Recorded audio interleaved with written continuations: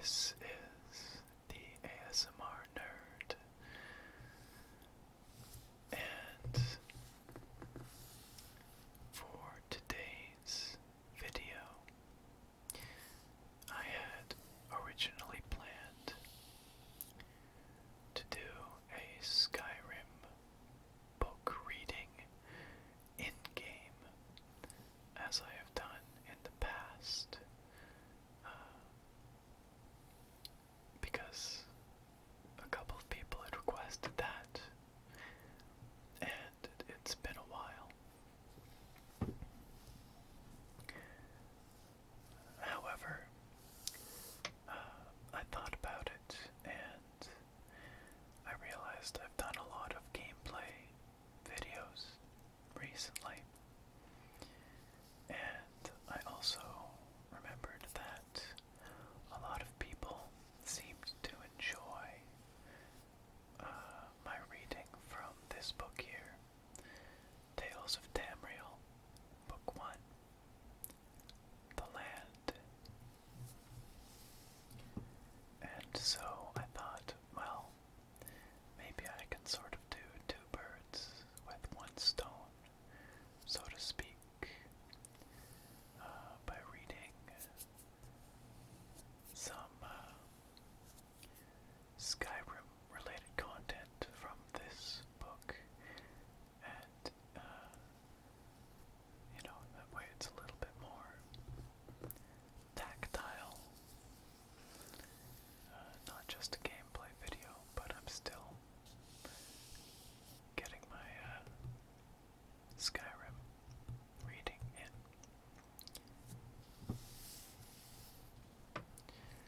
So let's take a look at what we've got in this book.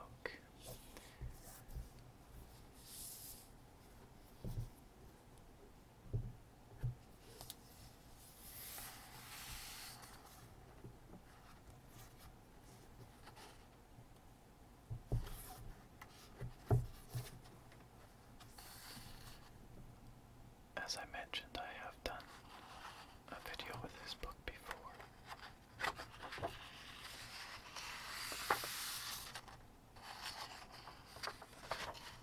And in that video, we read some of the history of the world.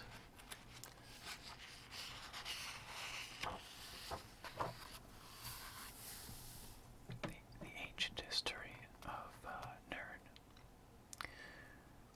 But I'd like to focus today on the Ebonheart Pact, which is comprised of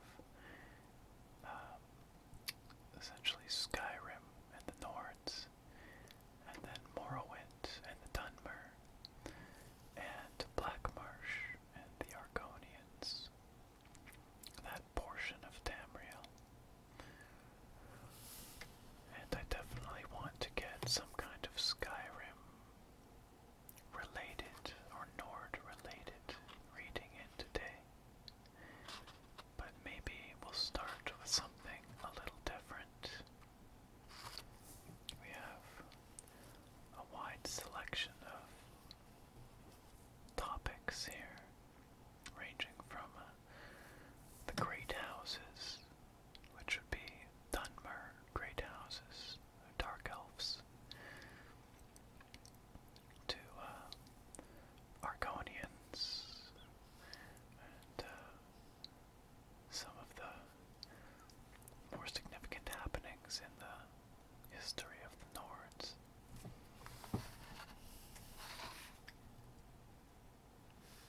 What looks interesting, I've not read all of these, or even most of them I've not read, so how about this? How about the War of Two Houses? That should be about Dunmer. Might be interesting.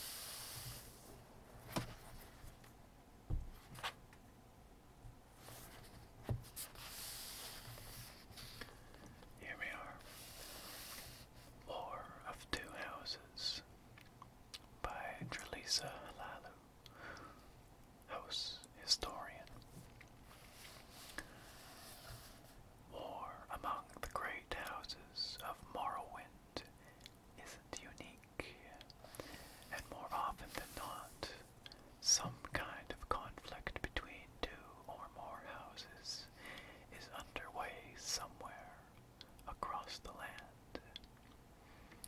Rarely do these conflicts escalate from subterfuge and intrigue to all-out war, but open hostilities aren't unheard of in the history of Morrowind. Let me tell you about one of these wars.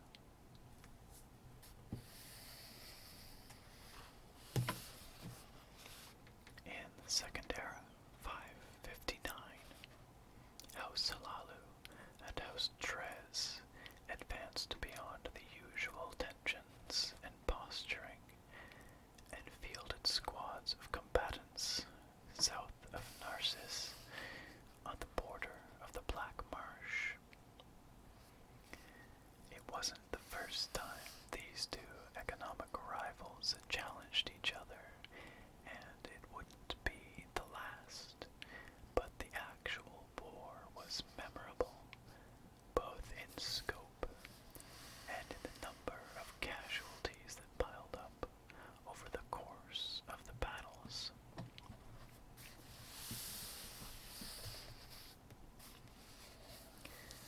House Hlaalu was determined to set up a trading post in the disputed territory. House Dres was just as determined not to let that happen. Halfway through the construction of the outpost, the House Hlaalu workers suddenly found themselves surrounded by Dres mercenaries. The small squad of Hlaalu guards assigned to protect the workers, led by Purilla Fallon, quickly established defenses and prepared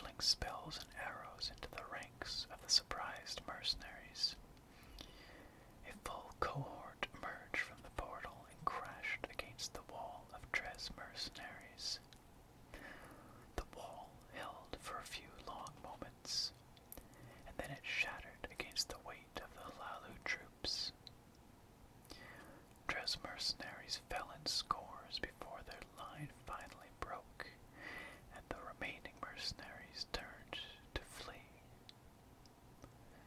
The battle merchants chased after them just long enough to make sure they were really routed, and then they formed up to secure the post.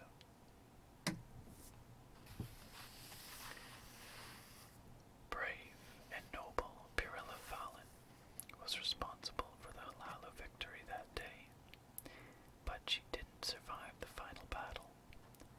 A Dres mercenary's blade had caught her in the neck as they were retreating. She was dead before a healer could reach her side. Thanks to histories like these, however, her efforts will never be forgotten.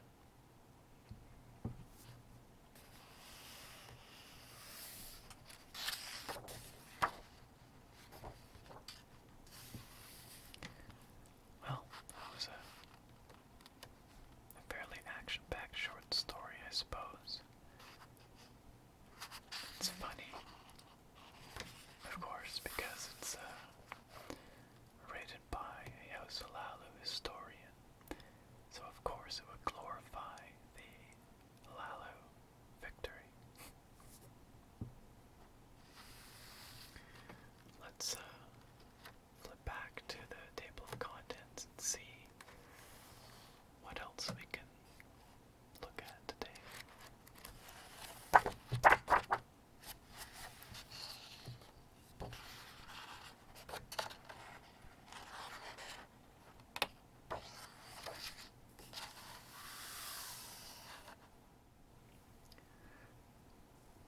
So, I mentioned I would like to read something Skyrim related or Nordic. And it looks like those are mostly further through the chapter. The Brothers' War, I'm not certain about. Jorunn the Skald-King absolutely sounds Nordic. The Crown of Treatise is probably a Nord story. Rivers of Profit in Riften. Thenifan's Mysteries of Mead. That's kind of hard to resist, isn't it? That's an intriguing title. Clans of the Reach. The Road to Sovngarde. That sounds neat too. Why don't we do... I'm curious about Jorunn the Skald-King. Why don't we give that a look on page 185?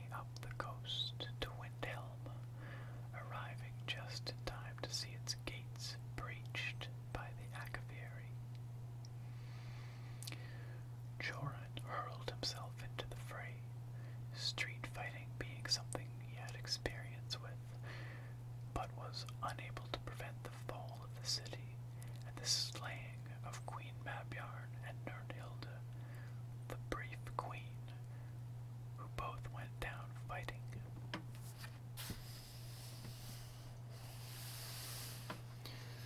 Wounded and devastated, Jorunn barely escaped the sack of Windhelm alive, fleeing or feeling for the first time the responsibility of his royal birth. He decided to appeal to the Greybeards for aid, and so made his way stealthily but quickly to High Hrothgar. For reasons that have not been divulged, the Greybeards decided to teach the Skald Prince a Thu'um, one that summons a hero from Sovngarde to fight for the tongue who uses it. But in Jorunn's voice, the Thu'um became a royal call of valor, and the summoned hero was none other than Wulfharth, the Ash King.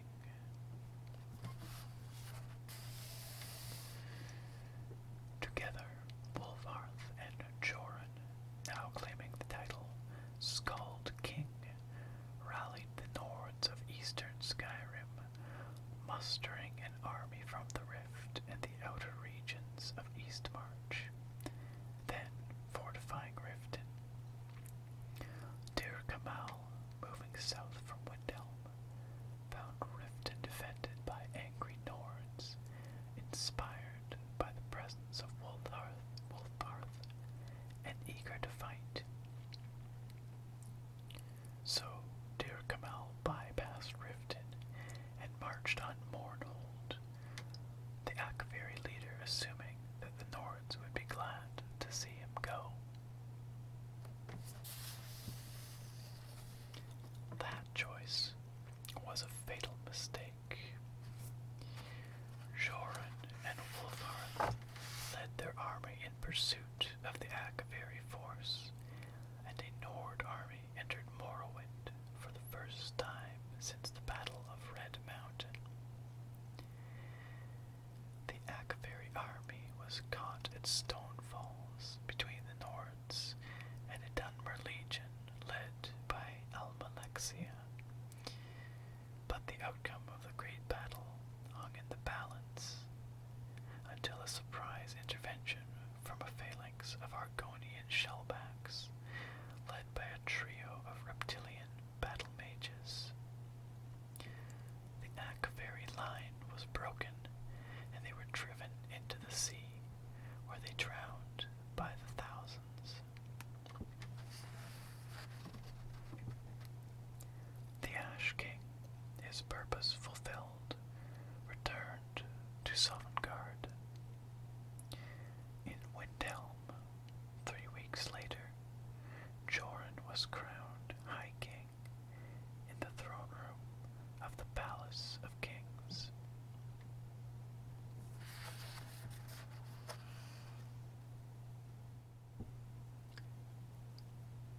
Another story of great battles seems to be the case with a lot of these.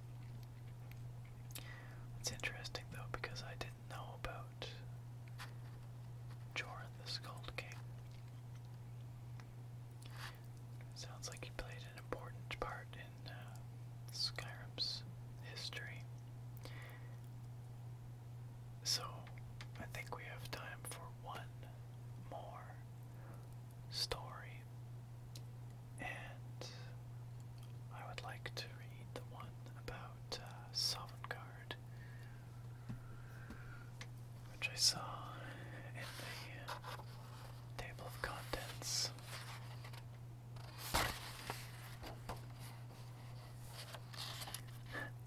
There's this one about mead, Thinafan's mystery of mysteries of mead, which looks kind of neat as well, but maybe we'll save that for another time.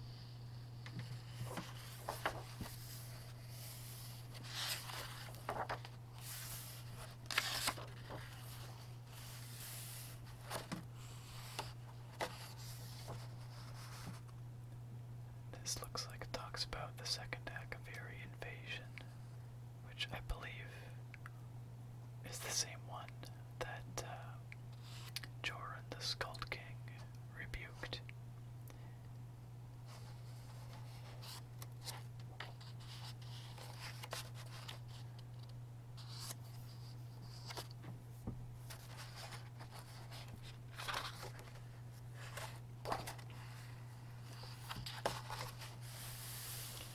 Okay, here we are, the road to Sovngarde.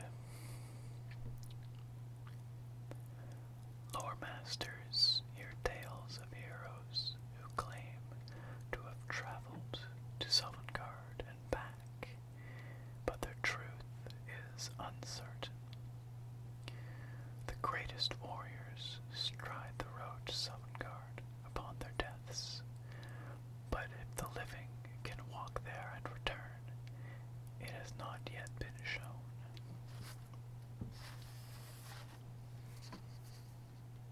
Yet lore masters know this: Sovngarde exists. So our God's promise, so we believe. Sovngarde lies in the heart of Aetherius, awaiting the souls of departed warriors. Nords who prove themselves in battle, awaken in the realm after death. Pain and illness vanish within the hall of valor. Revelry is never ending. Mead flows freely, and the greatest Nords of all time compete in tests of strength and prowess.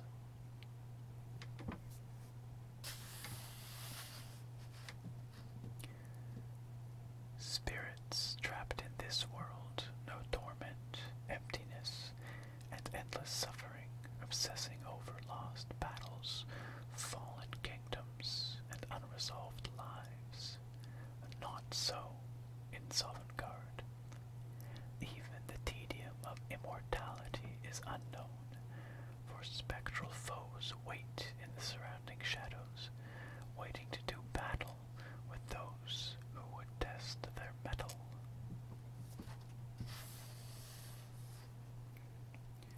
Shor created the realm of Sovngarde with his clever magic long ago, but the trickster god has faded from our world.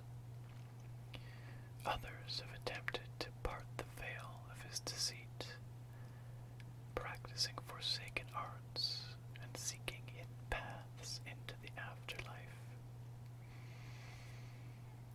All such attempts end in tragedy. None can out-trick the trickster. For all we know, Shor retreated to that realm and laughs at all who would outwit him. He may even rule the realm, choosing heroes to honor according to his whims.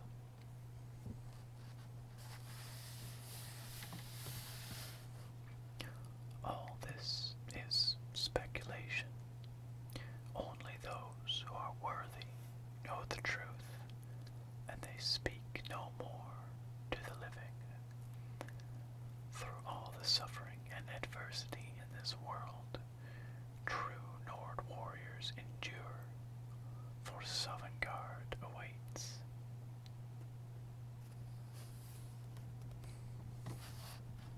It's kind of a neat little piece, not too extensive, but just a little portrait of Sovngarde and of something central to Nordic belief. Oh my goodness, there's so much more we could read. Bolga's Guide to Island Beasts, which is of course found in the Elder Scrolls games. You may have read it, in fact.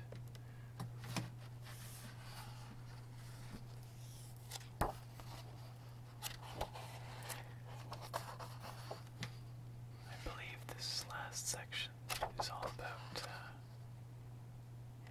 creatures, a diet of eyes. That is creepy. Looks like it's about hag ravens.